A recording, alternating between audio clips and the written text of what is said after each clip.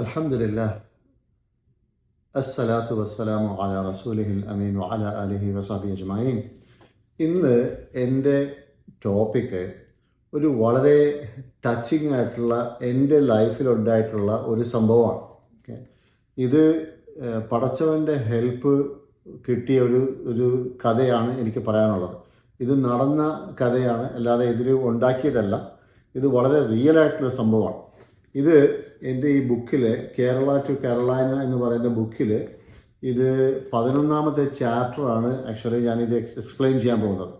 അപ്പോൾ ഈ ബുക്കിനകത്ത് കുറച്ചുകൂടി ഡീറ്റെയിൽ ആയിട്ടുണ്ടാവും, പക്ഷെ ഞാനൊരു സമ്മറിയാണ് പറയുന്നത്. ഓക്കെ, വളരെ ടച്ചിങ് ആയിട്ടുള്ള, ടെൻസ് ആയിട്ടുള്ള, സസ്പെൻസ് ത്രില്ലർ എന്ന് പറയാൻ പറ്റുന്ന തരത്തിലുള്ളൊരു കഥയാണ്. ഇവിടെ ഈ സംഭവിച്ചതെന്ന് വെച്ചാൽ, ഞാൻ ഇതിനു മുമ്പും പറഞ്ഞിട്ടുണ്ട്, എൻ്റെ 10ാം ക്ലാസ് കഴിഞ്ഞ്, അത് കഴിഞ്ഞ് പ്രീ ഡിഗ്രി ഫസ്റ്റ് സെക്കൻഡ് കഴിഞ്ഞ്, ഓക്കെ, അത് കഴിഞ്ഞിട്ട് ഞാൻ REC കാലിക്കറ്റ്, അതായത് റീജിയണൽ എഞ്ചിനീയറിംഗ് കോളേജ് കാലിക്കറ്റിൽ എനിക്ക് അഡ്മിഷൻ കിട്ടി. അപ്പോൾ ഇത് ഈ എഞ്ചിനീയറിംഗ് കോളേജിൻ്റെ അഡ്മിഷൻ, അതിനു വേണ്ടിയാണ് ഒരു ഉന്നം വെച്ചിട്ട് ഞാൻ പ്രീ ഡിഗ്രി ഫസ്റ്റ് ഇയറും സെക്കൻഡ് ഇയറും വളരെ ബുദ്ധിമുട്ടി മെനക്കെട്ട് കുത്തിയിരുന്ന് പഠിച്ച് നല്ല മാർക്ക് വാങ്ങിച്ച്, അപ്പോൾ സെക്കൻഡ് ഇയർ പ്രീ ഡിഗ്രിയിൽ എനിക്ക് 98% മാർക്കുണ്ടായിരുന്നു. 98%. അപ്പോൾ ഈ 98% മാർക്ക് വെച്ചിട്ട് എനിക്ക് ഈ ചാത്തമംഗലം, കോഴിക്കോട് ചാത്തമംഗലത്തുള്ള ഇപ്പോൾ NIT എന്നാണ് പറയുന്നത്, നാഷണൽ ഇൻസ്റ്റിറ്റ്യൂട്ട് ഓഫ് ടെക്നോളജി, അന്ന് ഈ 1985 കാര്യമാണ്. അന്ന് അതിൻ്റെ പേര് റീജിയണൽ എഞ്ചിനീയറിംഗ് കോളേജ് എന്നാണ്. ഒരു പക്ഷേ നിങ്ങൾ പ്രായമുള്ള ആൾക്കാർക്ക് ഈ കോളേജിനെ കുറിച്ച്, ഈ രാജൻ കേസ്, പണ്ട് ഈ റാഗിങ് എന്നൊക്കെ നടന്ന ഒരു വലിയ കേസുണ്ട്, രാജൻ കേസ്. ആ കോളേജാണ് റീജിയണൽ എഞ്ചിനീയറിംഗ് കോളേജ്. അപ്പോൾ അവിടെ എനിക്ക് അഡ്മിഷൻ കിട്ടുമെന്നുള്ളത് ഉറപ്പാണ്, കാര്യം മാർക്കിൻ്റെ അടിസ്ഥാനത്തിൽ. അപ്പോൾ ഞാൻ ആലപ്പുഴക്കാരനാണ്. ആലപ്പുഴയിൽ നിന്ന് കോഴിക്കോട് ഏകദേശം 8 മണിക്കൂറത്തെ യാത്രയുണ്ട്. ഓക്കെ, എന്നാൽ അടുത്ത് ഒരു എഞ്ചിനീയറിംഗ് കോളേജാണ് TKM എഞ്ചിനീയറിംഗ് കോളേജ്. അത് കൊല്ലത്താണ്. അപ്പോൾ ആ സമയത്ത് യഥാർത്ഥത്തിൽ കേരളത്തിൽ എൻ്റെ ഓർമ്മയിൽ 5 എഞ്ചിനീയറിംഗ് കോളേജേ ഉള്ളൂ. ഈ എഞ്ചിനീയറിംഗ് കോളേജിൽ, ഇവിടുത്തെ ഈ ഗവൺമെൻറ് എഞ്ചിനീയറിംഗ് കോളേജിൽ അഡ്മിഷൻ കിട്ടാത്ത ആൾക്കാർ കാശ് കൊടുത്ത് വലിയ തുക മുടക്കി ബാംഗ്ലൂരിൽ പോയിട്ട് പഠിക്കുമായിരുന്നു. ആ സമയത്ത് ഈ 85 കാലഘട്ടത്തിൽ 5 എഞ്ചിനീയറിംഗ് കോളേജേ ഉള്ളൂ. പാലക്കാട്, തൃശ്ശൂർ, പിന്നെ കൊല്ലം, തിരുവനന്തപുരം, REC കാലിക്കറ്റ്. കണ്ണൂർ ആ സമയത്തുണ്ടോ എന്ന് എനിക്ക് ഓർമ്മയില്ല. അപ്പോൾ അങ്ങനെ ഒരു 5ഓ 6ഓ എഞ്ചിനീയറിംഗ് കോളേജേ ഉള്ളൂ, വളരെ തുച്ഛമായ കോളേജസേ ഉള്ളൂ. അപ്പോൾ ഞാൻ TKM എഞ്ചിനീയറിംഗ് കോളേജിൽ അഡ്മിഷന് വേണ്ടി ഞാൻ അവിടെ അപ്ലൈ ചെയ്ത്. ഓക്കെ, RECയിലും അപ്ലൈ ചെയ്ത്, കോഴിക്കോട് RECയിലും അപ്ലൈ ചെയ്ത്, TKM എഞ്ചിനീയറിംഗ് കോളേജിൽ അപ്ലൈ ചെയ്ത്. അപ്പോൾ ആദ്യം രണ്ടിടത്തുനിന്നും എനിക്ക് ഈ ഇൻ്റർവ്യൂവിനുള്ള കാർഡ് വന്നു. അപ്പോൾ ഈ ഇൻ്റർവ്യൂ എന്ന് പറയുന്നത് ഒരു ഫോർമാലിറ്റി മാത്രമാണ്. നമ്മുടെ പേപ്പറും കാര്യങ്ങളും സർട്ടിഫിക്കറ്റും ഒക്കെ കൊണ്ടുപോയാൽ നമുക്ക് അഡ്മിഷൻ കിട്ടും. ഓക്കെ, അതങ്ങനെയാണ് ഇൻ്റർവ്യൂ എന്ന് പറയുന്നത്. ഒരു അഭിമുഖം, ഈ പേപ്പറും ഡോക്യുമെൻ്റൊക്കെ കാണിക്കാൻ വേണ്ടി മാത്രമാണ്. അപ്പോൾ ആദ്യം ഡേറ്റ് വന്നത് TKM എഞ്ചിനീയറിംഗ് കോളേജാണ്. അത് കഴിഞ്ഞ് ഒരാഴ്ച കഴിഞ്ഞിട്ടോ 2 ആഴ്ച കഴിഞ്ഞിട്ടാണ് ഈ REC കാലിക്കറ്റിൻ്റെ അഡ്മിഷൻ്റെ ഡേറ്റ്. അപ്പം ഞാൻ ആ സമയത്ത് ആരുടെടുത്തും ചോദിക്കാറില്ലായിരുന്നു, പിന്നെ ഡിസ്കസ് ചെയ്യാറില്ലായിരുന്നു. അങ്ങനെ ആ പ്രായത്തിൻ്റെ എന്ന് പറയാം. അപ്പം ഞാൻ TKM കോളേജിൻ്റെ ഇൻ്റർവ്യൂവിന് പോയില്ല, കാര്യം എനിക്ക് REC കിട്ടുമെന്ന് എനിക്ക് ഉറപ്പുണ്ട്. ഓക്കെ, അതുകൊണ്ട് ഞാൻ TKM അങ്ങ് ജസ്റ്റ് അവോയ്ഡ് ചെയ്തു. യഥാർത്ഥത്തിൽ അവിടെ പോയി അഡ്മിഷൻ വാങ്ങിക്കാമായിരുന്നു. എന്നിട്ട് RECയിൽ അഡ്മിഷൻ കിട്ടിയ ശേഷം ഇവിടുന്ന് എന്തെങ്കിലും ഒഴിവ് പറയാനുള്ള അങ്ങനെ ചെയ്യാമായിരുന്നു. പക്ഷേ എൻ്റെ ബുദ്ധിക്ക് അത് വന്നില്ല. എനിക്ക് REC കിട്ടുമെന്നുള്ള ഒരു ഉറപ്പ് കാരണമായിട്ട് ഞാനത് TKM കംപ്ലീറ്റ് ആയിട്ട് ഒഴിവാക്കി. ഈ സമയത്ത്, ഇത് നടക്കുന്ന സമയത്ത് എൻ്റെ വീട്ടിൽ ഫൈനാൻഷ്യൽ സിറ്റുവേഷൻ വളരെ മോശമാണ്. വീട്ടിൽ നമുക്ക് വീടില്ല, അങ്കിളുടെ വീട്ടിലാണ് താമസിക്കുന്നത്. അപ്പം ഞാൻ എൻജിനീയറിങ് പഠിച്ച് ജോലി വാങ്ങിച്ച് വേണം വീട്ടിലൊരു ചേഞ്ച് കൊണ്ടുവരാൻ. എന്നിരിക്കുന്ന ആ അവസ്ഥയിലാണ് ഞാൻ ഈ എൻജിനീയറിങ് TKMൻ്റെ എൻജിനീയറിങ് TKM അഡ്മിഷൻ വേണ്ടാന്ന് വെച്ച് RECയിലേക്ക് പോകാം, അവിടെ കിട്ടുമെന്നുള്ള ഉറപ്പും വെച്ചിട്ടാണ് ഞാൻ ഇരുന്നത്. അപ്പോൾ RECയിൽ നിന്ന് വന്ന ഒരു ലിസ്റ്റ് ഓഫ് ഡോക്യുമെൻറ്റ്സ് എന്തെല്ലാം കൊണ്ടുവരണം എന്നുള്ളത് അഡ്മിഷനിൽ വരുമ്പോൾ, ഇൻ്റർവ്യൂവിന് വരുമ്പം എന്തെല്ലാം കൊണ്ടുവരണം എന്നുള്ളൊരു ലോങ് ലിസ്റ്റ് ഓഫ് ഡോക്യുമെൻറ്റ്സ് ഉണ്ട്. അപ്പം ഞാനതൊക്കെ വായിച്ചപ്പോഴത്തേക്ക് എല്ലാ കാര്യങ്ങളും വ്യക്തമായി. മറ്റേ SSLCയുടെ പല സർട്ടിഫിക്കറ്റ് ഉണ്ട്, പ്രീ ഡിഗ്രിയുടെ മറ്റേ മാർക്ക് ലിസ്റ്റ്, അത് ഇതൊക്കെ എല്ലാം ഉണ്ട്. ഇതിനകത്ത് എനിക്ക് തോന്നുന്നു ഏകദേശം ഒരു 7, 8, 10 ഐറ്റംസ് ഉണ്ട്. ഇതെല്ലാം കൊണ്ടുപോകണം. അപ്പോൾ ഞാൻ ഇത് നോക്കിയപ്പോൾ അതിനകത്തൊരു കാര്യം, ഒരു ലൈൻ കണ്ടത്, അവിടെ ഇംഗ്ലീഷിൽ പറഞ്ഞിരുന്നത് SSLC or equivalent in proof of age. SSLC അറിയാലോ, 10ാം ക്ലാസ്, 10ാം ക്ലാസ്സിൻ്റെ സർട്ടിഫിക്കറ്റ് ഓർ ഇക്വലൻറ്റ്, അതിന് തുല്യമായ ഏജ്, നമ്മുടെ പ്രായം കാണിക്കുന്ന സർട്ടിഫിക്കറ്റ്, അതിന് തുല്യമായ. അപ്പം എൻ്റെ ഈ ചെറിയ ബുദ്ധിയിൽ ആ സമയത്ത് ഇതിന് ഞാൻ കൊടുത്ത എനിക്ക് തോന്നിയൊരു എക്സ്പ്ലനേഷൻ, ഇവർ ചോദിക്കുന്നത് ഒന്നെങ്കിൽ SSLC ബുക്ക് കൊണ്ടുവരിക അല്ലെങ്കിൽ അതിൻ്റെ കോപ്പി കൊണ്ടുവരിക എന്നാണ് ഞാൻ അതിൻ്റെ മനസ്സിലാക്കിയത്. അപ്പം ഞാൻ എല്ലാ സർട്ടിഫിക്കറ്റും റെഡിയാക്കി അതിൻ്റെ കൂടെ SSLC ബുക്കിൻ്റെ കോപ്പിയും എടുത്ത് എല്ലാം റെഡിയാക്കി വെച്ച്. SSLC ബുക്ക് കൊണ്ടുപോയില്ല. കാര്യം SSLC ബുക്ക് വളരെ പ്രധാനപ്പെട്ട ഒരു സംഗതിയാണ്. ഇത് നഷ്ടപ്പെട്ടു പോയാൽ, SSLC ബുക്കിനെ കുറിച്ച് ഞാൻ കേട്ടിട്ടുണ്ട്, ഇത് വളരെ നമ്മുടെ ലൈഫിൽ പലയിടത്തും ആവശ്യം വരുന്നൊരു സംഗതിയാണ്. ഇത് നഷ്ടപ്പെടാൻ പാടില്ല. അതുകൊണ്ട് ഞാൻ അത് കൊണ്ടുപോയില്ല. അത് വീട്ടിൽ തന്നെ വെച്ച് ഭദ്രമാക്കി വെച്ച് അതിൻ്റെ കോപ്പി എടുത്തുകൊണ്ട് ഞാൻ പോയി. അപ്പം ഞാൻ രാവിലെ ഒരു ബസ്സിൽ കയറി കോഴിക്കോട്, വൈകുന്നേരം എത്തി, രാത്രി കോഴിക്കോട് എത്തി. പിറ്റേ ദിവസമാണ് ഇൻ്റർവ്യൂ. അപ്പോൾ കോഴിക്കോട് സിറ്റിയിൽ നിന്ന് 22 കിലോമീറ്റർ പോയിട്ടാണ് ഈ ചാത്തമംഗലം REC കിടക്കുന്നത്. അപ്പം ഞാൻ കോഴിക്കോട് സിറ്റിയിൽ രാത്രി എത്തി. പാളയം, കോഴിക്കോട് അറിയാവുന്ന ആൾക്കാർക്ക് പാളയം ബസ് സ്റ്റാൻഡിൽ നമ്മൾ ഇവിടെ KSRTC ബസ്സിൽ പോയി അവിടെ ഇറങ്ങി. എന്നിട്ട് പാളയം എന്ന് പറയുന്ന സിറ്റിയുടെ സെൻറ്ററുണ്ട്, പാളയം. ആ പാളയം എനിക്ക് നല്ല പരിചയമുണ്ട്, ഞാൻ ഇതിനു മുമ്പ് പോയിട്ടുള്ള സ്ഥലമാണ്. പാളയത്ത് പോയിട്ട് അവിടെ എനിക്കറിയാം, അവിടെ നിന്നാണ് ഈ പ്രൈവറ്റ് ബസ്സിൻ്റെ സ്റ്റാൻഡ്, അവിടെ നിന്നാണ് RECയിലോട്ട് പോകേണ്ടത്. ഈ പാളയം ബസ് സ്റ്റാൻഡിൻ്റെ നേരെ മുമ്പിൽ എതിർവശത്തായിട്ട് ഒരു മുസ്ലിം പള്ളിയുണ്ട്. അപ്പോൾ അവിടെ ഞാൻ പോയി നിസ്കരിച്ചിട്ടുള്ളതാണ്. എൻ്റെ ഒരു കസിൻ പണ്ട് കോഴിക്കോട് താമസിക്കുമായിരുന്നു. അപ്പോൾ കോഴിക്കോട് എനിക്ക് അല്പം പരിചയമുള്ളൊരു സ്ഥലമാണ്. അപ്പോൾ പാളയം ഞാൻ KSRTC ബസ്സിൽ നിന്ന് ഇറങ്ങി, അവിടുന്ന് ഓട്ടോ പിടിച്ച് പാളയം പ്രൈവറ്റ് ബസ് സ്റ്റാൻഡ് വന്ന് അതിൻ്റെ എതിർവശത്തുള്ള മുസ്ലിം പള്ളിയിൽ അവിടെ പോയിട്ട് അതുമായിട്ട് ചേർന്ന് നിൽക്കുന്ന ഒരു ഹോട്ടൽ ഞാൻ കണ്ടുപിടിച്ച് അവിടെ പോയി രാത്രി ഞാൻ തങ്ങി. അവരുടെ അടുത്ത് പറഞ്ഞ് രാവിലെ എനിക്ക് 5 മണിക്ക് വിളിക്കണം, എന്നെ അലാറം വേക്കപ്പ് കോൾ തരണം. അങ്ങനെ അവർ എനിക്ക് റൂം തന്ന്, ചെറിയ റൂം തന്ന് ഞാൻ അവിടെ കിടന്നുറങ്ങി. രാവിലെ ഇവർ പറഞ്ഞ സമയത്ത് ഇവരെന്നെ വിളിച്ച് ഞാൻ പെട്ടെന്ന് റെഡിയായി. 6 മണിക്കോ മറ്റോ ഞാൻ പാളയം ബസ് സ്റ്റാൻഡിലെത്തി. നേരെ എതിർവശത്താണ്. ബസ് സ്റ്റാൻഡിൽ എത്തിയിട്ട് RECയുടെ ബസ്സിൽ കയറി. അപ്പോൾ എൻ്റെ കയ്യിൽ എല്ലാ സർട്ടിഫിക്കറ്റും ഉണ്ട്, അതായത് ഞാൻ കൊണ്ടുവന്ന എല്ലാ കാര്യങ്ങളും എൻ്റെ കയ്യിലുണ്ട്. ബസ്സിൽ കയറി RECയിലോട്ട് പോയി. അപ്പോൾ അവിടെ എത്തിയപ്പോഴത്തേക്ക് ഞാൻ ആക്ച്വലി ആ സമയത്ത് എൻ്റെ പ്രായം ഏകദേശം അറിയാലോ, SSLC കഴിഞ്ഞ് പ്രീ ഡിഗ്രി കഴിഞ്ഞ് 17-18 വയസ്സേ ഉള്ളൂ. അപ്പോൾ ഞാൻ ആരെയും കൂടെ കൊണ്ടുപോയില്ല, തനിച്ചാണ് പോയത്. അപ്പോൾ എനിക്ക് എല്ലാ കാര്യങ്ങളും എനിക്കറിയാം, എൻ്റെ കയ്യിൽ സർട്ടിഫിക്കറ്റൊക്കെ ഉണ്ട്, എല്ലാം ഓക്കെയാണ്. ഞാൻ അങ്ങനെ ധൈര്യത്തിൽ പോയി. അവിടെ എത്തി RECയിൽ എത്തിയപ്പോഴത്തേക്ക് ഞാൻ നോക്കുമ്പം ഒരു സമുദ്രം പോലെ ആൾക്കാരുണ്ട്. എല്ലാ പുതിയ അഡ്മിഷന് വരുന്ന കുട്ടികൾ എല്ലാവരും അവിടെ ഉണ്ട്. എല്ലാവരും അവരുടെ മാതാപിതാക്കൾ അല്ലെങ്കിൽ ജ്യേഷ്ഠന്മാർ എന്തെങ്കിലും ഒരു ഗാർഡിയനുമായിട്ടാണ് വന്നിരിക്കുന്നത്. ഞാൻ തനിച്ചാണ് പോയിരിക്കുന്നത്. ഓക്കെ, എനിക്കെന്തോ ഒരു ധൈര്യം, എല്ലാം തനിച്ച് ചെയ്യാമെന്നുള്ളൊരു ധൈര്യം പണ്ടേ ഉണ്ടായിരുന്നു. അങ്ങനെ അവിടെ എത്തി. അപ്പോൾ അവിടെ എത്തിയപ്പോഴത്തേക്ക് ഒരു ഓഡിറ്റോറിയം പോലത്തെ ഒരു സ്ഥലമുണ്ട്. അത് നമ്മൾ ഈ സിനിമാ തിയേറ്ററിൽ ഇരിക്കുമല്ലോ, ഇങ്ങനെ ഈ ലെവലായിട്ട്. ഓക്കെ, അങ്ങനെ ഒരു മുറിക്കകത്ത് വലിയ ഓഡിറ്റോറിയം എന്ന് പറയാൻ പറ്റില്ല, ഏകദേശം ഹാഫ് സൈസ് ഓഫ് ഓഡിറ്റോറിയം. അതിനകത്ത് ഞങ്ങളെയൊക്കെ ഇരുത്തി. അപ്പം ഞാൻ ഏകദേശം നടുവിലാണ് ഇരിക്കുന്നത്.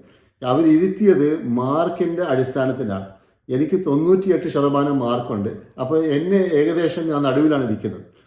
100% മാർക്കുള്ള ആൾക്കാർ മുമ്പിലുണ്ട്, 99% മാർക്കുള്ള ആൾക്കാരുണ്ട്, എന്നെക്കാളും കുറച്ച് മാർക്കുള്ള ആൾക്കാർ എൻ്റെ പുറകിലുമുണ്ട്. അപ്പം ഞാൻ ഏകദേശം നടുവിലാണ്. നേരെ മുമ്പിൽ ഈ നമ്മുടെ ഇരിക്കുന്നതിൻ്റെ നേരെ മുമ്പിൽ വലിയൊരു പച്ച ബോർഡുണ്ട്. ആ ബോർഡിനകത്ത് അവർ അവിടെ ഈ ഓരോ എൻജിനീയറിങ്ങിൻ്റെ ഓരോ ബ്രാഞ്ച്, ഏതൊക്കെ ബ്രാഞ്ച് അവിടെ RECയിൽ ഉണ്ടോ ആ സമയത്ത്, production, mechanical, electrical, electronics and communication, computer engineering, ഇങ്ങനെയുള്ള സിവിൽ, ആർക്കിടെക്ചർ, ഇതെല്ലാം ഉണ്ട്. അപ്പം എൻ്റെ കണ്ണ് കിടക്കുന്നത് കമ്പ്യൂട്ടർ എൻജിനീയറിംഗ്, അതാണ് എനിക്ക് വേണ്ടത്. അപ്പം ഞാനിങ്ങനെ ഇരിക്കുകയാണ്, ഇങ്ങനെ ഓരോരുത്തരായിട്ട് ഇങ്ങനെ. അപ്പം ഈ ബോർഡ് അവിടെ വെച്ചിട്ടുണ്ട്, വലിയൊരു ബോർഡ്, മതിൽ, ഒരു വലിയൊരു ബോർഡാണ്. അപ്പോൾ കൂടാതെ ഒരു ഏകദേശം 10ഓളം പ്രൊഫസേഴ്സ് നമ്മുടെ മുമ്പിൽ ഇരിക്കുന്നുണ്ട്. വലിയൊരു ഈ കോടതിയിൽ പോയാൽ കാണുന്ന പോലെയുള്ള വലിയൊരു ഡെസ്കിൽ, നല്ല ഉയരമുള്ള ഒരു ഡെസ്കിൽ ഒരു 10ഓളം പ്രൊഫസേഴ്സ് ഇരിപ്പുണ്ട്. അപ്പം ഓരോരുത്തരും അവരുടെ ഊഴം വരുമ്പോൾ അവർ എണീച്ച് ഒരു ഫസ്റ്റ് പ്രൊഫസറുടെ അടുത്ത് പോകും. അദ്ദേഹം ഒരു സർട്ടിഫിക്കറ്റ് ചെക്ക് ചെയ്യും, എന്നിട്ട് അടുത്തൊരു പ്രൊഫസർ വേറൊരു സർട്ടിഫിക്കറ്റ് ചെക്ക് ചെയ്യും. ഇങ്ങനെ ഓരോ സർട്ടിഫിക്കറ്റും ഓരോ പ്രൊഫസേഴ്സാണ് ചെക്ക് ചെയ്യുന്നത്. അപ്പോൾ ഇതെല്ലാം ഞങ്ങൾ ഇരുന്ന് കാണുന്നുണ്ട്. ഓരോരുത്തരും നമ്മുടെ മുമ്പിൽ വെച്ച് ഇങ്ങനെ പോകുന്നുണ്ട്. അപ്പോൾ എൻ്റെ ഊഴം വന്നു, അവസാനം ഇരുന്നിരുന്ന് എൻ്റെ ഊഴം വന്നു. അപ്പം ഞാൻ പോയി ഫസ്റ്റ് സർട്ടിഫിക്കറ്റ് കാണിച്ച് പ്രൊഫസറിന്, അടുത്തത് കാണിച്ച് ഇങ്ങനെ വന്ന് ലാസ്റ്റ് വന്നപ്പം നമ്മളിരിക്കുന്ന ഒരു പ്രൊഫസർ എൻ്റെ അടുത്ത് ചോദിച്ച് SSLCയുടെ സർട്ടിഫിക്കറ്റ് കാണിക്കും. ഇത് ഞാൻ ഈ പറയുന്നത് ഈ ബുക്കിൽ നിന്നാണ്, കേരള ടു കരോളൈന എന്ന് പറയുന്ന ബുക്കിൽ നിന്നാണ് ഞാനിത് പറയുന്നത്. ഓക്കെ, ഇതിനകത്ത് 11ാമത്തെ ചാപ്റ്റർ, ഇത് ഡീറ്റെയിൽസ് അതിനകത്തുണ്ട്. വേറെയും കുറേ കഥകൾ, ഇതുപോലത്തത് ഇൻട്രസ്റ്റിംഗ് ആയിട്ടുള്ള കഥകളുണ്ട്. ഈ പുസ്തകം ആമസോണിൽ ഇപ്പോൾ അവൈലബിൾ ആണ്. നിങ്ങൾക്ക് ബുക്കായിട്ട് വാങ്ങിക്കാം, അതായത് ഇലക്ട്രോണിക്സ് ബുക്കായിട്ട്. ഡീറ്റെയിൽസ് അടിപൊളി റിവ്യൂസാണ്. വായിച്ച ആൾക്കാരെല്ലാവരും തന്നിരിക്കുന്ന റിവ്യൂസ് അടിപൊളി റിവ്യൂസാണ്. ഇത് ഈ ബുക്കിൻ്റെ മെയിൻ ഒരു മെസ്സേജ് ഉള്ളത്, ഓരോരുത്തരും എനിക്ക് തന്നിരിക്കുന്ന ഹെൽപ്പ്, അത് ഹിന്ദു സഹോദരന്മാർ തന്നിട്ടുണ്ട്, ക്രിസ്ത്യൻ സഹോദരിമാർ തന്നിട്ടുണ്ട്, സിഖ് സഹോദരന്മാർ തന്നിട്ടുണ്ട്, അതുപോലെ തന്നെ മറ്റ് രാജ്യങ്ങളുള്ള പാകിസ്ഥാനിയായിട്ടുള്ള ഒരാൾ തന്നിട്ടുണ്ട്. ഞാൻ സൗദി അറേബ്യ വർക്ക് ചെയ്തു. ഇതൊക്കെ ഈ ബുക്കിൽ എക്സ്പ്ലെയിൻ ചെയ്തിട്ടുണ്ട്. ഓക്കെ, അപ്പോൾ ഞാനിങ്ങനെ ലാസ്റ്റ് നമ്മുടെ ഒരു പ്രൊഫസറുടെ അടുത്ത് വന്നു. അപ്പോൾ അവിടെ വന്നപ്പോൾ അദ്ദേഹം ചോദിച്ച് SSLC ബുക്കിൻ്റെ ബുക്ക് വേണം. അപ്പോൾ ഞാൻ പറഞ്ഞു, സാറേ എൻ്റെ അടുത്ത് ഞാൻ ബുക്ക് കൊണ്ടുവന്നില്ല, ഞാൻ അതിൻ്റെ കോപ്പിയാണ് കൊണ്ടുവന്നിരിക്കുന്നത്. സാറ് പറഞ്ഞ, ഇല്ല കോപ്പി പോരാ, എനിക്ക് ബുക്ക് വേണം, ബുക്ക് കാണണം. ഞാൻ പറഞ്ഞു, സാറേ ഞാൻ ബുക്ക് കൊണ്ടുവന്നിട്ടില്ല, കോപ്പിയാണ് കൊണ്ടുവന്നിട്ടുള്ളത്, നാളെ വേണമെങ്കിൽ ബുക്ക് ഞാൻ കൊണ്ടുതരാം. ഞാനവിടെ നിൽക്കുന്നത്, ഞാൻ കോഴിക്കോടാണ് നിൽക്കുന്നത്. 8 മണിക്കൂർ ദൂരമുണ്ട് ആലപ്പുഴ, 8 മണിക്കൂർ. ഞാനിവിടെ ആ സംഭവം, ആ സ്ഥലമൊന്നും നിങ്ങൾ ആലോചിച്ച് നോക്കണം, ആ പശ്ചാത്തലം. ഞാൻ വീട്ടിൽ ആണെങ്കിൽ എൻ്റെ എഡ്യൂക്കേഷൻ, ഞാൻ എൻജിനീയറിംഗ് കയറണം, എൻജിനീയറിംഗ് പഠിച്ചിറങ്ങിയിട്ട് നല്ലൊരു ജോലി സമ്പാദിച്ചിട്ട് വേണം വീട്ടിലെ കാര്യങ്ങളൊക്കെ ഒന്ന് ശരിയാക്കാൻ. അങ്ങനെയുള്ള കണ്ടീഷനിലാണ് ഞാൻ നിൽക്കുന്നത്. കൂടാതെ ഞാൻ ആ TKMൻ്റെ എൻട്രൻസ്, അതും TKM കോളേജ് ഒഴിവാക്കി, അവിടുത്തെ അഡ്മിഷനും ഒഴിവാക്കിയിട്ട് അത് വേണ്ടാന്ന് വെച്ചിട്ട് ഇവിടെ വന്ന് നിൽക്കുമ്പോൾ സാറ് പറയുകയാണ്, സർട്ടിഫിക്കറ്റ് എനിക്ക് SSLC കാണണം. ഞാൻ SSLCയുടെ ബുക്ക് വീട്ടിൽ വെച്ചാൽ പോയിരിക്കുന്നത്. ഇതെൻ്റെ മണ്ടത്തരമാണ്, അത് ഒരിക്കലും ന്യായീകരിക്കാൻ പറ്റില്ല. പക്ഷേ സംഭവിച്ചതെന്ന് വെച്ചാൽ ആ ടെൻഷൻ ഒന്ന് ആലോചിച്ച് നോക്കണം. അതായത് 2 വർഷം കുത്തിയിരുന്ന് pre degree first year second year പഠിച്ചത് REC അഡ്മിഷന് വേണ്ടിയാണ്. ഇപ്പം ഞാൻ സാറിന് മുമ്പിൽ നിൽക്കുകയാണ്, അഡ്മിഷൻ റെഡിയുണ്ട്, അവിടെ കമ്പ്യൂട്ടർ എൻജിനീയറിങ്ങിൻ്റെ ബ്രാഞ്ചിൽ സീറ്റ് അവൈലബിൾ ആണ്. പക്ഷേ എൻ്റെ അടുത്ത് SSLC ബുക്കില്ല, കോപ്പി മാത്രമേ ഉള്ളൂ. സാറ് പറഞ്ഞില്ല, പറ്റില്ല. അപ്പം ഞാൻ ഒന്നുകൂടെ സംസാരിച്ചു നോക്കി, സാറേ ഇത് കേണ് പറഞ്ഞു നോക്കി, സാറേ ഞാൻ നാളെ കൊണ്ടുവരാം, sorry I cannot give you admission, എനിക്ക് അഡ്മിഷൻ തരാൻ പറ്റില്ല. അപ്പം 2-3 പ്രാവശ്യം ഞാൻ പറഞ്ഞപ്പോൾ സാറിന് ദേഷ്യം വന്ന് ഗെറ്റ് ഔട്ട്, അതായത് പുറത്തിറങ്ങാൻ പറഞ്ഞു. ഒന്ന് ആലോചിച്ച് നോക്കണം, ഞാൻ എന്തൊരു സിറ്റുവേഷനിലായിരുന്നു അത്. ആ സമയത്ത് ഞാൻ 17 വയസ്സ്, 17 വയസ്സ്, 17 വയസ്സ് എനിക്ക് തോന്നുന്നു, 17 വയസ്സാണ്. എന്നെ പുറത്താക്കി. ഇനി അതിൽ കൂടുതൽ സാറിൻ്റെ കാല് പിടിക്കാൻ പറ്റില്ലല്ലോ. 2-3 പ്രാവശ്യം പറഞ്ഞു നോക്കി, രക്ഷയില്ല, പുറത്താക്കി. ഞാൻ പുറത്ത് നിൽക്കുകയാണ്. പുറത്തിറങ്ങിയിട്ട് ഞാൻ എന്ത് ചെയ്യണമെന്ന് എനിക്ക് അറിഞ്ഞുകൂടാ. ഒരു ഹെൽപ്പില്ലല്ലോ, ഒറ്റക്കാണ്, പറയാനാരില്ല, ഗാർഡിയനില്ല, ഒന്നുമില്ല. ഞാൻ പുറത്തിറങ്ങിയിട്ട് ഒരു വരാന്തയാണ്. ഇത് 2ാമത്തെ നിലയിലാണ് നടക്കുന്നത്, 2ാമത്തെ നിലയിൽ. ഞാൻ പുറത്തിറങ്ങിയിട്ട് വിളിക്കാൻ ഒരാളേ ഉള്ളൂ, ദൈവം. ഞാൻ അള്ളാഹ് എന്നിങ്ങനെ മനസ്സുകൊണ്ട്, കംപ്ലീറ്റ് ബോഡി കൊണ്ട് ഞാൻ വിളിച്ചു. ഞാൻ എന്ത് ചെയ്യും, അള്ളാഹ് എന്ന് വിളിച്ചു. എന്നിട്ട് ഞാൻ ലെഫ്റ്റിലോട്ട് തിരിഞ്ഞ് നോക്കുമ്പോൾ എൻ്റെ ലെഫ്റ്റ് സൈഡിൽ ആണ് മറ്റേ സ്റ്റെയർ കേസ്, താഴോട്ട് പോകാനുള്ള സ്റ്റെയർ കേസ്. അവിടെ നിന്ന് അങ്ങോട്ട് നടന്നിട്ട് ഈ വരാന്ത നടന്ന് എൻഡിലാണ് സ്റ്റെയർ കേസ് കിടക്കുന്നത്. അപ്പം ഞാൻ അങ്ങോട്ട് പോകാനായിട്ട് നിൽക്കുകയാണ്. ഇനിയിപ്പോൾ വഴിയൊന്നുമില്ലല്ലോ, ആരുടെയും കാല് പിടിക്കാൻ പറ്റില്ല, ഒന്നുമില്ല, ഒരു വഴിയില്ല. അങ്ങനെ ഞാൻ അങ്ങോട്ടേക്ക് പോകാനായിട്ട് ഇങ്ങനെ നിൽക്കുമ്പോൾ അങ്ങോട്ട് തിരിഞ്ഞപ്പോൾ തന്നെ ഞാൻ നോക്കുമ്പോൾ എൻ്റെ ഒരു ഡിസ്റ്റൻറ്റ് റിലേറ്റീവ് സുൽഫിക്കാർ എന്ന് പറഞ്ഞൊരു എൻ്റെ ഒരു അവിടെ സീനിയർ, ആ സമയത്ത് 2ാമത്തെ സെക്കൻഡ് ഇയറിലോ 3rd ഇയറിലോ പഠിക്കുന്ന സുൽഫിക്കാർ വരുന്നുണ്ട്. സുൽഫിക്കാറിൻ്റെ കൂടെ ഒരു കുറച്ച് ഹൈറ്റുള്ള ഒരു ചെങ്ങായും കൂടെ വരുന്നുണ്ട്, ഒരു കക്ഷിയും കൂടെ വരുന്നുണ്ട്. അപ്പം ഞാനിവിടെ നിൽക്കുന്നത് എൻ്റെ മുഖം കണ്ടപ്പോൾ അവർക്ക് മനസ്സിലായി എന്തോ പന്തികേടുണ്ട്, എന്തോ പ്രശ്നം ഉണ്ടായിട്ടുണ്ടെന്ന് അവർക്ക് മനസ്സിലായി. അപ്പോൾ സുൽഫിക്കാർ ചോദിച്ച് എന്ത് പറ്റി, എന്താ സംഭവിച്ചത്? ഞാൻ പറഞ്ഞു ഇങ്ങനെയാണ്, ഞാൻ അഡ്മിഷന് വന്നതാണ്, സാറ് പറഞ്ഞ് അഡ്മിഷൻ തരാൻ പറ്റില്ല, എൻ്റെ അടുത്ത് SSLC ബുക്കിൻ്റെ കോപ്പി മാത്രമേ ഉള്ളൂ, SSLC ബുക്ക് ഞാൻ കൊണ്ടുവന്നില്ല. അപ്പോൾ കൂടെ ഉണ്ടായിരുന്ന ആൾ, അദ്ദേഹത്തിൻ്റെ പേര് വിനോദ് എന്നാണ്. ഒന്ന് ആലോചിച്ച് നോക്കണം, അതൊരു ഹിന്ദു സഹോദരനാണ് വിനോദ്. അപ്പോൾ വിനോദ് എൻ്റെ അടുത്ത് പറഞ്ഞ് വാ സംസാരിക്കാമെന്ന് പറഞ്ഞു. വിനോദ് എന്നെ പിടിച്ച് തിരിച്ച് സാറിൻ്റെ അടുത്ത് പോയി. ആ അഡ്മിഷൻ തരാൻ പറ്റില്ല എന്ന് പറഞ്ഞ് സാറിൻ്റെ അടുത്ത് തിരിച്ചു പോയിട്ട് വിനോദ് പറഞ്ഞു, സാറേ ഇദ്ദേഹം നാളെ സർട്ടിഫിക്കറ്റ് കൊണ്ടുവരും, ഓക്കെ, അഡ്മിഷൻ കൊടുക്കും. അപ്പോൾ സാറ് എൻ്റെ അടുത്ത് ചോദിച്ച് കൊണ്ടുവരുമോ, നാളെ കൊണ്ടുവരുമോ? ഞാൻ പറഞ്ഞു സാറേ ഞാൻ നാളെ കൊണ്ടുവരാം. അപ്പോൾ എൻ്റെ അടുത്ത് തിരിച്ച് പേപ്പർ വാങ്ങിച്ച് എന്നെ സൈൻ ചെയ്ത് എനിക്ക് അഡ്മിഷൻ തന്നു. ഇത് ആലോചിച്ച് നോക്കണം, ഒരു ഹിന്ദു സഹോദരൻ ആ സമയത്ത് അവിടെ വന്നത് മാത്രമല്ല, ഇദ്ദേഹത്തിന് എന്നെ ഹെൽപ്പ് ചെയ്യാനുള്ള മനസ്സുണ്ടായി. അദ്ദേഹം പോയി എനിക്ക് വേണ്ടി സാറിനടുത്ത് സംസാരിച്ച് അദ്ദേഹത്തിൻ്റെ ഗ്യാരണ്ടിയിൽ എനിക്ക് അഡ്മിഷൻ വാങ്ങിച്ചു തന്നു. ഇത് ഇത്ര വലിയൊരു സഹായമാണ്. ഇത് തീർച്ചയായിട്ടും നമുക്ക് വരുന്ന സഹായങ്ങളൊക്കെ ഈ പടച്ചോൻ്റെ ഭാഗത്തു നിന്നാണ്. പടച്ചോൻ അതിന് ഓരോ ആൾക്കാരെയും അതാതിൻ്റെ സ്ഥലത്ത് വെച്ച് നമുക്ക് അയച്ചു തരും, നമുക്ക് അതിൻ്റെ ഹെൽപ്പ് തരും. ഇതാണ് ഈ ബുക്കിൻ്റെ മൊത്തത്തിലുള്ള ആക്ച്വലി കഥ. ഇതാണ് പലതരത്തിലുള്ള ആൾക്കാരുടെ ഹെൽപ്പ് കിട്ടിയ കഥയാണ്. അപ്പോൾ ഇവിടെ എനിക്കെടുത്ത് പറയാനുള്ളത്, ഇന്നത്തെ കാലത്ത് ഈ എന്താ പറയുക, ഈ ആൾക്കാർ തമ്മിൽ ഈ വർഗീയതയും കാര്യങ്ങളും ഒക്കെ വളരെ രൂക്ഷമായി നിൽക്കുന്ന സമയത്ത് ഇങ്ങനൊരു കഥ എനിക്ക് അത് ഒളിപ്പിച്ച് വെക്കാൻ പറ്റാത്തൊരു സംഭവമാണ്. അതായത് നമുക്ക് അങ്ങോട്ടും ഇങ്ങോട്ടും നമുക്ക് എല്ലാവർക്കും ഈ ഹെൽപ്പ് നമുക്ക് ആവശ്യം വരും. നമുക്കറിഞ്ഞുകൂടാ നാളെ നമ്മളെ ആരാണ് ഹെൽപ്പ് ചെയ്യുന്നുള്ളത്. ഒരു ഹിന്ദു സഹോദരനെ മുസ്ലിം ഹെൽപ്പ് ചെയ്യാം, അതേപോലെ തന്നെ ഒരു മുസ്ലിമിനെ ഹിന്ദുവോ ക്രിസ്ത്യനോ ഹെൽപ്പ് ചെയ്യാം. അപ്പം നമ്മൾ ഈ നമ്മുടെ ഉള്ളിലുള്ള ഈ മിസ്അണ്ടർസ്റ്റാൻഡിങ് അല്ലെങ്കിൽ നമുക്ക് ഈ സംശയം കൊണ്ട് നമ്മൾ കേൾവി കൊണ്ട് ഉണ്ടാകുന്ന ഈ കൺഫ്യൂഷൻസും അത് കാരണമായിട്ടുണ്ടാകുന്ന നമുക്ക് ഈ അകൽച്ചയും അത് മാറ്റി നമ്മൾ എല്ലാവരും മനുഷ്യരാണ്, നമ്മളെല്ലാവരും സഹോദരി സഹോദരന്മാരാണ്. നമ്മളെല്ലാവരും അങ്ങോട്ടും ഇങ്ങോട്ടും വാങ്ങിച്ചും കൊടുത്തും സംസാരിച്ചും നമ്മുടെ കാര്യങ്ങൾ അങ്ങനെ മുമ്പോട്ട് പോയാൽ ആ സൗഹാർദ്ദം നമ്മുടെ ഇടയിൽ ഉണ്ടെന്നുണ്ടെങ്കിൽ അതാണ് നമുക്ക് അച്ചീവ് ചെയ്യേണ്ട ടാർഗറ്റ്. അതിലാണ് നമുക്ക് എല്ലാവർക്കും വിജയം, അതിലാണ് നമുക്ക് എല്ലാവർക്കും സമാധാനം, അല്ലേ? അപ്പം ഈ ഒരു കഥ എനിക്ക് എടുത്ത് പറയണമെന്നുണ്ടായിരുന്നു. അവിടെ ഇത് ഒരുപക്ഷെ എനിക്ക് എൻ്റെ ഈ വാക്യങ്ങളിൽ ആ സമയത്ത് എൻ്റെ ടെൻഷൻ, അതായത് കംപ്ലീറ്റ് പശ്ചാത്തലം, വീട്ടിലെ സ്ഥിതി, TKMൻ്റെ എൻജിനീയറിംഗ് കോളേജിൽ അഡ്മിഷന് പോകാതെ അത് കളഞ്ഞ് അതിൻ്റെ ഒരു സങ്കടം, പിന്നെ ഇവിടെ വന്നിട്ട് അഡ്മിഷനും ഇല്ല എന്ന് പറഞ്ഞ് പുറത്താക്കി, ഗെറ്റ് ഔട്ട് പറഞ്ഞ് പുറത്താക്കി. ഞാൻ പുറത്ത് നിൽക്കാം.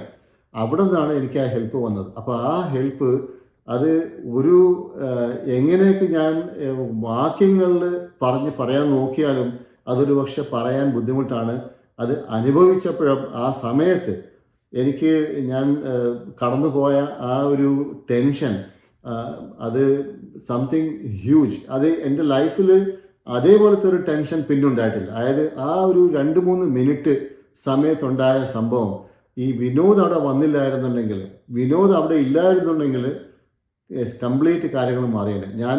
എൻ്റെ വഴി മൊത്തം മാറിപ്പോയേനെ. അപ്പോൾ ഇതാണ് എൻ്റെ ഇന്നത്തെ ഈ കേരള ടു കരോളൈന ബുക്കിൽ നിന്നുള്ള ഒരു ചാപ്റ്ററിൻ്റെ ഏകദേശം ഒരു വിവരണമാണ്. ഞാൻ എല്ലാ ചാപ്റ്ററും സംസാരിക്കുന്നില്ല, എല്ലാ ചാപ്റ്ററും ഡീറ്റെയിൽ ആയിട്ട് ഞാൻ പറയുന്നില്ല. അത് നിങ്ങൾക്ക് ബുക്ക് വായിച്ചാൽ കൂടുതൽ മനസ്സിലാവും. അപ്പം thank you very much for your listening.